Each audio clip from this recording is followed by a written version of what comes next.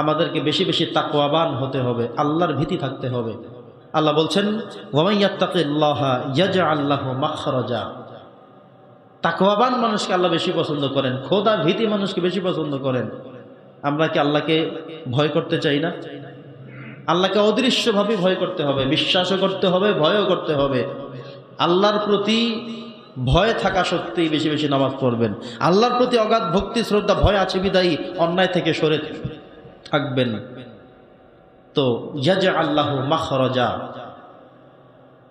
সম্মানিত উপস্থিতি, আমাদেরকে তাকওয়াবান হতে হবে, খোদা ভীতি অর্জন করতে হবে, বেশি বেশি ভয় করতে হবে। আল্লাহকে বেশি বেশি ভয় করে যত বেশি চলে যাবে তত বেশি জীবন সুসজ্জিত হবে। নিজের জীবনকে যত বেশি সাজাবেন, সুসজ্জিত করবেন, চরিত্রবান হবেন, তত বেশি মডিফাই হবে পরকাল পরপার। আপনি আপনার এই চরিত্রকে যত হেফাজতে রাখবেন হালাল পথে, আপনার ইনকাম শুড বি হালাল, আপনার খাবার দাবার যদি হয় হালাল, আপনার স্ত্রী সন্তান পরিবার পরিজন ব্যবহার বিধি সব যদি হয় হালাল, তাহলে আল্লাহ তাআলা আপনার জীবনকে করবেন উজালা, করবেন বরকতময়। কিন্তু চরিত্রের উপরে যদি একবার লালিমা করে ফেলেন, জেনায় যুক্ত হয়ে যান, অশ্লীলতায় সয়লাভ করে ফেলেন, অন্যায়ের সাথে যদি জড়িয়ে যান, হারাম যদি খেয়ে ফেলেন, তাহলে একজনকে ভয় করতেই হবে। তিনি কে?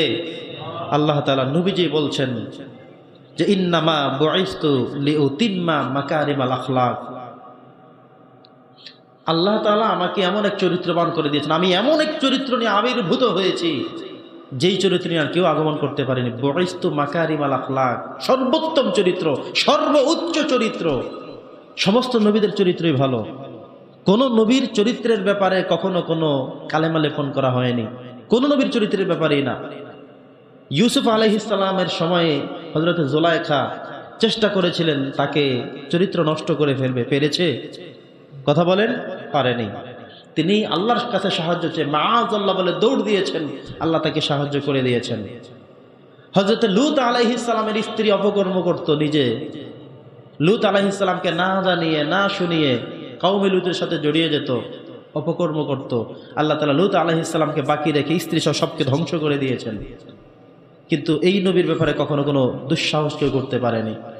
ইব্রাহিম আলাইহিস সালাম, সব নবীদের চরিত্রের ব্যাপারেই, স্বয়ং আমাদের নবীর চরিত্র আল্লাহ তাআলা কোরআন নিজেই বলেছেন যে নবীজির চরিত্রের ব্যাপারে নবীজি নিজেই বলেছেন ইন্নামা বুইসতু লিউতিম্মিমা মাকারিমাল আখলাক। আল্লাহ তাআলা নিজেও নবীজির চরিত্রের ব্যাপারে বারবার বলেছেন যে নবীজির চরিত্রের ব্যাপারে কারো কোনো অবজেকশন নেই, কারো কোনো মন্তব্য নেই, বাজে বিহেভ করার কোনো সুযোগ নেই। আর সমস্ত নবীদের ব্যাপারে হাদিসে এসেছে আল আম্বিয়াউ কুল্লুহুম মাসুমুন, সমস্ত নবী রাসূলরা ছিলেন মাসুম, বেগুনাহ, নিষ্পাপ। এটা ছিল তাদের জীবন চরিত্র। সম্মানিত উপস্থিতি, আমরা নবীদের চরিত্রের মতো আমাদের চরিত্রগুলোকে একটু গুছাই। আমাদের চরিত্রগুলো যেন কখনো খারাপ হয়ে না যায়, আমাদের চরিত্রগুলো যেন কখনো নষ্ট হয়ে না যায়, সুদ ঘুষে ভরে না যায়, কখনো জেনা ব্যভিচারে আমরা যেন লিপ্ত না হয়ে যাই, কখনোই যেন আমাদের চরিত্রগুলো নষ্ট হয়ে না যায়, নোংরামি হয়ে না যায়। এই জন্য বারবার ইমানের উপরে তেজস্বী থাকতে হবে, আল্লাহর কাছে ক্ষমাও চাইতে হবে, প্রার্থনাও করতে হবে। নিজে চাইলেই ফেরেশতা থাকা যায় না, আল্লাহর সাহায্য লাগে। আপনি আল্লাহর কাছে সাহায্য চাইতে থাকবেন, নিজে চেষ্টা করতে থাকবেন। কখনো এমন হতে পারে শয়তান আপনাকে ওয়াসওয়াসা দিয়ে নষ্টের জায়গায় নিয়ে যাবে, কিন্তু আল্লাহর কাছে যে বারবার দোয়া করেছিলেন, আল্লাহ আপনাকে সেখান থেকে টেনে হিসেবে আপনাকে ভালো রাখবে। সুবহানাল্লাহ। সাহায্য চাইতে হবে কার কাছে? আল্লাহর কাছে। কারণ এমন এক আফআলে ইখতিয়ার দিয়েই আল্লাহ আমাদেরকে বানিয়েছেন, অন্যায় করতে মন চাইবেই, তো অপরাধ করতে মন চাইবেই, লালসা থাকবেই। কিন্তু এই জন্য সবসময় আল্লাহর কাছে বলতে হবে, আল্লাহ আমাকে কলঙ্ক জীবন থেকে মুক্ত করো, আমাকে সচ্চরিত্রবান বানাও, ইউসুফ আলাইহিস সালামের মতো উন্নত চরিত্র আমাকে দিয়ে দাও।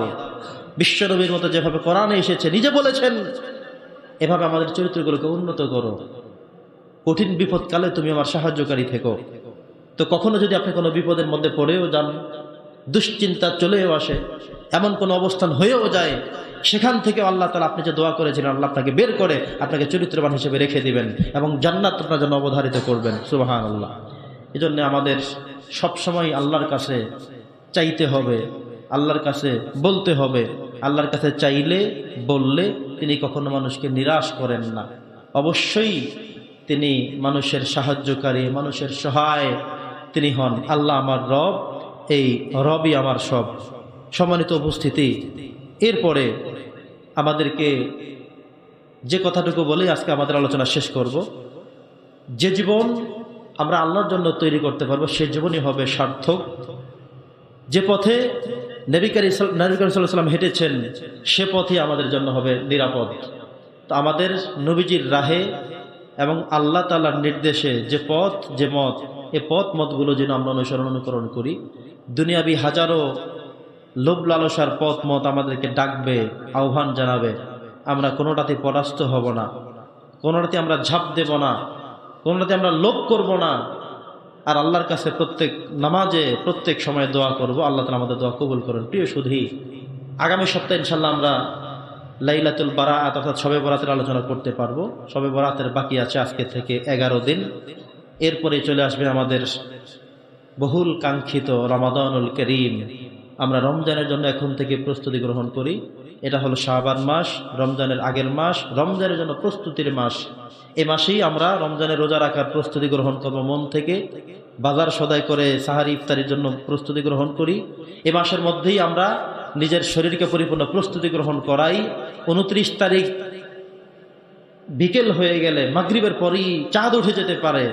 চাঁদ দেখা মাত্রই আধা ঘন্টা 1 ঘন্টা পরে তারাবিতে যারা দাঁড়িয়ে যেতে হয় আমাদেরকে। অতএব আমরা নিজের শারীরিকভাবে, অর্থনৈতিকভাবে সুস্থতার সাথে যেন রমজানের রোজাগুলোকে স্বাগত জানিয়ে রমজানের তারাবি, সাহারি, ইফতারি সহ সবগুলো নেক আমলকে আমরা যেন অর্জন করতে পারি, আরেকটি রমজান আমরা যেন পাই।